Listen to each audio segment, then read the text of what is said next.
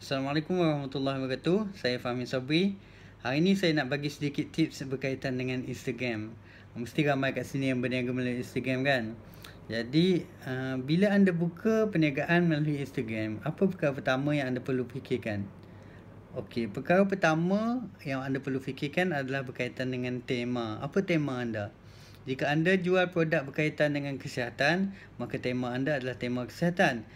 Okey, contoh yang kedua adalah anda berniaga produk berkaitan dengan sukan. Maka tema anda adalah tema sukan. Jadi apa yang perlu dimasukkan dalam Instagram tersebut? Kenapa tema? Tema ni penting.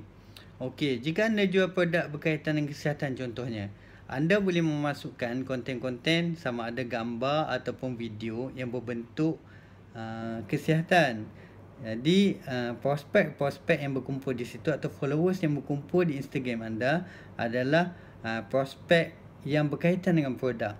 Jadi bila kita iklankan sesuatu di dalam Instagram tersebut, peluang untuk anda mendapat sale adalah tinggi. Saya bagi contoh satu. Kalau Maybelline AU, anda pernah tengok Maybelline AU, anda boleh search di Instagram itu sendiri, Maybelline AU. Maybelline AU ni dia memasukkan gambar wanita yang memakai alat makeup dia.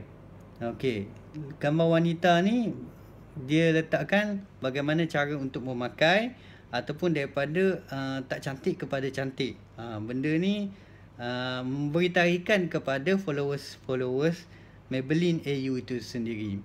Mengikut pembacaan saya, sale Maybelline AU telah meningkat 2.4 kali ganda setelah beliau atau company ini secara konsisten memasukkan gambar dan video yang berkaitan cara pemakaian produk dan kesan-kesan penggunaan produk tersebut.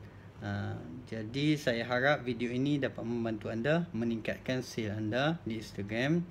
Jika anda perlukan lebih banyak tips-tips berkaitan dengan Facebook atau Instagram, anda boleh datang ke seminar saya. InsyaAllah kami akan beri yang terbaik bagaimana kaedah perniagaan di Facebook, sama ada melalui kaedah manual atau kaedah Facebook Ads, atau Instagram itu sendiri ada Instagram Ads.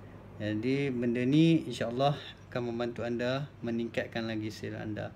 Itu saja dari saya, Fahmi Sabri. Assalamualaikum warahmatullahi wabarakatuh.